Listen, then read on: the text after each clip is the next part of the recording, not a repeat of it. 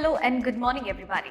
मैं वैशाली गोगी आप सभी का स्वागत करती हूँ हमारे चैनल पर और आप देख रहे हैं खबरें फटाफट। तो आइए दोस्तों आपकी सुबह की शुरुआत करते हैं दिन भर की ताजा तरीन और गर्मा गर्म खबरों के साथ।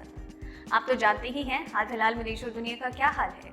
कोरोना वायरस महामारी किस तरीके से आगे बढ़ रही है और महामारी के दौरान विधानसभा चुनाव होने हैं पश्चिम बंगाल में भी। उसके लिए टीएमसी और बीजेपी लगातार कार्यरत है और उन दोनों के बीच में कांटे की टक्कर देखने को मिल रही है।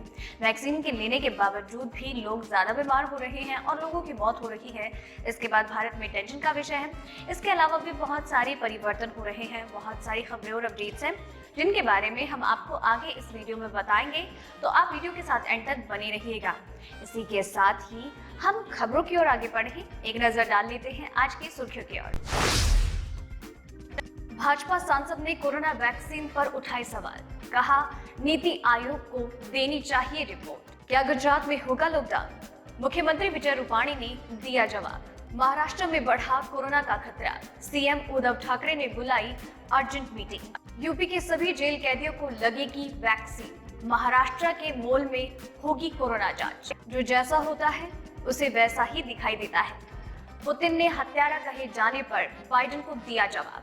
देर रात 3 से 4 बजे तक चली नड्डा और शाह की बैठकें, बनाते हैं चुनाव और संसद सत्र की रणनीति। साल भर में खत्म होंगे देश भर में सारे टोल, जितना सफर उतना ही टोल, साथ में मिलेगा फ्री जीपीएस। एलआईसी ग्राहकों को बड़ी राहत, अब किसी भी शाखा में जाकर जमा कर सकते हैं मैच्योरिटी पेपर्स, सर्विस ब्रांच जाने की जरूरत नहीं। जी हाँ दोस्तों, इस तरह की और भी कई सारी खबरें और अपडेट्स हैं जिनके बारे में हम आपको आगे इस वीडियो में बताएंगे। तो आप वीडियो के साथ एंड तक बने रहिएगा। आपको वीडियो पसंद आ रही है इसे लाइक और शेयर कीजिए, साथ ही में अपने विचार हमसे साझा कीजिए कमेंट सेशन के थ्रू। और बाकी दूसरी अन्य खबरों को जानने के लिए चैनल के साथ बने रहिए और चैनल को अभी सब्सक्राइब कर लीजिए। अब चलिए दोस्तों खबरों की ओर बढ़ते हैं।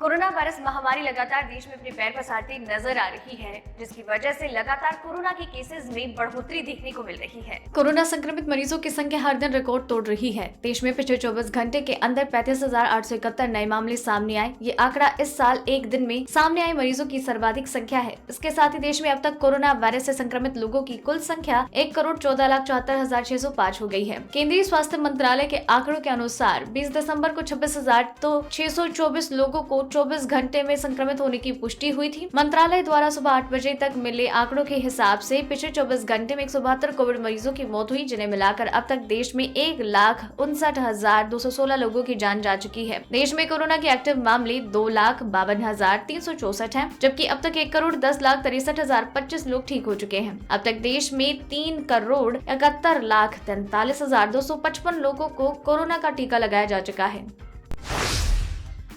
गुजरात में बढ़ते कोरोना संक्रमण के बीच गुजरात के मुख्यमंत्री विजय रूपाणी ने एक महत्वपूर्ण बयान दिया है। मुख्यमंत्री ने कहा कि गुजरात सहित देश के कोरोना के मामलों में लगातार तेजी हो रही है, इसलिए गुजरात में कोरोना पर काबू पाने के लिए टीकाकरण की गति को बढ़ाने का फैसला किया गया। यही नहीं, लोगों में चल रही लॉकडाउन की दहशत के बीच में गुरुवार को उन्होंने साफ किया कि गुजरात में अभी लॉकडाउन लगाने की कोई योजना नहीं। उन्होंने भरोसा दिलाते हुए कहा कि लोगों को परेशान होने की जरूरत नहीं है, हम पहले भी ऐसे हालातों से गुजर चुके हैं। इतना ही नहीं, उन्होंने गुजरात में चल रहे स्कूल कॉलेज को लेकर कहा कि स्कूल कॉलेज के बारे में हम आज एक बैठक करने जा रहे हैं जिसमें जरूरी और सही निर्णय लिया जाएगा कि स्कूलों को जारी रखना है या नहीं। वहीं उन्होंने ये भी बताया कि बैठक में परीक्षा रद्द करने का भी निर्णय लिया जाएगा। महाराष्ट्र में बढ़ते कोरोना मामलों को देखते हुए मुख्यमंत्री उद्धव ठाकरे ने गुरुवार को एक अर्जेंट मीटिंग बुलवाई। राज्य में कोरोना के हालातों पर चर्चा के साथ कई अन्य मामलों के लिए ये मीटिंग बुलाई गई है। सीएम उद्धव ठाकरे सबसे पहले दोपहर 3:30 बजे सूचना प्रौद्योगिकी विभाग की समीक्षा बैठक में शामिल हुए। बता दें कि महाराष्ट्र में पिछले 24 घंटे में कोरोना के 23,000 से ज्यादा नए मामले सामने आए और इससे 84 लोगों की मौत हो गई। दूसरी तरफ केंद्र से हालात परखने आई टीम ने अपनी रिपोर्ट में कहा है कि राज्य में कोरोना फैलने से रोकने के लिए जरूरी कदम नहीं उठाए जा रहे। ऐसे में अगर महाराष्ट्र में कोरोना के मामले बढ़ने की यही रफ्तार रही तो हालात बेकाबू होते देर नहीं लगेगी। कोरोना वायरस टीके को लेकर भाजपा सांसद ने सवाल खड़े कर दिए हैं। राज्यसभा सांसद सुब्रमण्यम स्वामी ने खबरों का हवाला देते हुए कहा है कि देश में कोरोना वैक्सीन को लेकर पारदर्शिता की जरूरत है। वैक्सीन लगाने के बाद अब तक देश में 71 लोगों की मौत हुई है, जिनमें से 70 लोगों की मौत कोविशील्ड वैक्सीन लगने के बाद हुई। इस मामले को लेकर नीति आयोग से भी रिपोर्ट मांगी गई थी, लेकिन अब तक कोई जानकारी नहीं मिली। इसीलिए उन्होंने नीति आयोग को नोटिस भेजकर जवाब तलब करने की अपील की। गुरुवार को संसद ने सोशल मीडिया पर लिखा कि पार्लियामेंट हेल्थ स्टैंडिंग कमेटी से उन्होंने नोटिस भेजने की सिफारिश की है। दरअसल अमेरिकी फार्मा कंपनी एस्ट्राजेनेका के कोविशील्ड वैक्सीन को लेकर दुनिया के कई देशों में प्रतिबंध लगा दिया गया है। उत्तर प्रदेश के सभी कैदियों को कोरोना की वैक्सीन दी जाएगी। गृह विभाग और जेल प्रशासन ने ये अहम फैसला लिया है। जेल प्रशासन का कहना है कि जेल में ज्यादातर कैदी पास रहते हैं, इसलिए ज्यादा संक्रमण फैलने का खतरा है। जेल में अगले हफ्ते से वैक्सीनेशन अभियान की शुरुआत होगी। इसके लिए जेल प्रशासन ने तैयारियां कर ली है। बताया जा रहा है कि स्थानीय प्रशासन की ओर से जेल में कैंप लगाया जाएगा और 2 दिन के भीतर सभी कैदियों को टीका दिया जाएगा। कोरोना की दूसरी लहर के खतरे को देखते हुए जेल प्रशासन का ये अहम फैसला है। इसके साथ ही पूरे प्रदेश में टीकाकरण अभियान में तेजी लाने के निर्देश दिए गए हैं। रूस के राष्ट्रपति व्लादिमीर पुतिन ने हत्यारा कहे जाने पर बाइडेन को उनके सभी आरोपों का करारा जवाब दिया है। पुतिन ने निजी हमलों पर स्पष्ट किया कि रूस इस बयान के बाद अमेरिका से अपने रिश्ते नहीं तोड़ेगा। पुतिन ने कहा कि क्रीमिया पर रूस के कब्जे के 7 साल पूरे होने के मौके पर कहा है कि रूस अमेरिका के साथ रिश्तों को आगे बढ़ाएगा, लेकिन बाइडेन के बयान पर पुतिन ने कहा जो जैसा होता है उसे वैसा ही दिखाई देता है। एक तरफ संसद सत्र चल रहा है तो दूसरी तरफ पश्चिम बंगाल समेत 5 राज्यों में चुनाव चल रहा है। दोहरे मोर्चे पर पार्टी की रणनीति तय करने के लिए बीजेपी के 2 बड़े नेता न दिन का ख्याल करते हैं न रात का। पिछले 1 हफ्ते से गृह मंत्री अमित शाह और बीजेपी अध्यक्ष जेपी नड्डा की रात 3 से 4 बजे तक की बैठक आम हो रही है। बुधवार की रात जब गृह मंत्री अमित शाह और राष्ट्रीय अध्यक्ष जेपी नड्डा ने बंगाल कोर ग्रुप के नेताओं के साथ पार्टी मुख्यालय पर सुबह 4 बजे तक मैराथन बैठक की तो लोग चौंक उठे। तब जाकर लोगों को पता चला कि बीजेपी ने इतनी रात बैठकें क्यों कर रही है। बीजेपी नेताओं का कहना है कि प्रधानमंत्री मोदी ने 18-18 घंटे काम करने की ऐसी लकीर खींची है जिसे दूसरे नेता फॉलो करते हैं। पार्टी के एक नेता ने बताया कि चूंकि बैठक पार्टी ऑफिस पर थी, इसलिए सबको पता चला कि 4 बजे तक ही हुई है।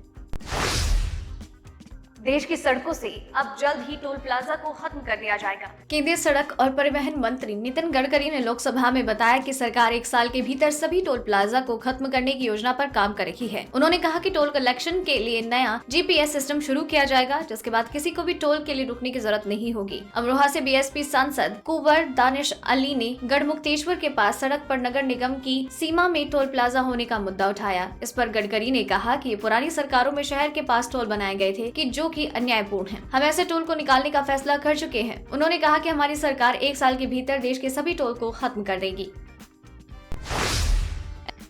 देश की सबसे बड़ी इंश्योरेंस कंपनी ने अपने बीमा धारकों के लिए एक बहुत ही राहत का ऐलान किया है। LIC के ग्राहक मैच्योरिटी पॉलिसी के क्लेम के लिए डॉक्यूमेंट देश भर में किसी भी LIC शाखा में इस महीने के अंत तक जमा कर सकते हैं। कोरोना काल में बीमा धारकों को परेशानी से बचाने के लिए LIC ने ये फैसला किया। LIC के इस फैसले से पॉलिसी होल्डर्स को क्लेम पेपर्स जमा करने के लिए अपनी सर्विस ब्रांच में जाने की जरूरत नहीं होगी। LIC ने कहा है कि ये व्यवस्था शुरू हो चुकी है और 31 मार्च 2021 तक लागू रहेगी। LIC के अनुसार उसके 114 डिविजनल ऑफिस, 2048 शाखाएं, 1526 सैटेलाइट ऑफिस और 74 कस्टमर जोन में इन मैच्योरिटी क्लेम पेपर्स को जमा किया जा सकता है। इसके लिए सर्विस ब्रांच की बाध्यता नहीं होगी। LIC की पूरे देश में 29 करोड़ पॉलिसीज हैं।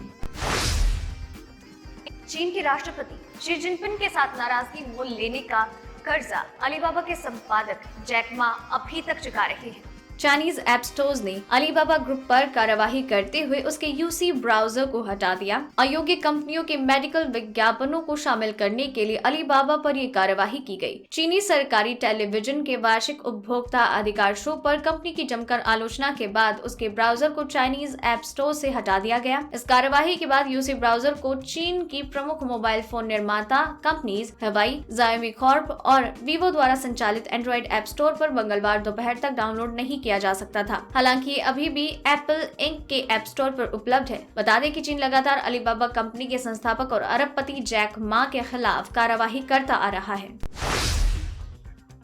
तो दोस्तों आज की इस वीडियो में बस इतना ही। खबरों का ये सिलसिला यही खत्म करते हैं, लेकिन आप तक खबरें यूं ही लगातार पहुंचाते रहेंगे।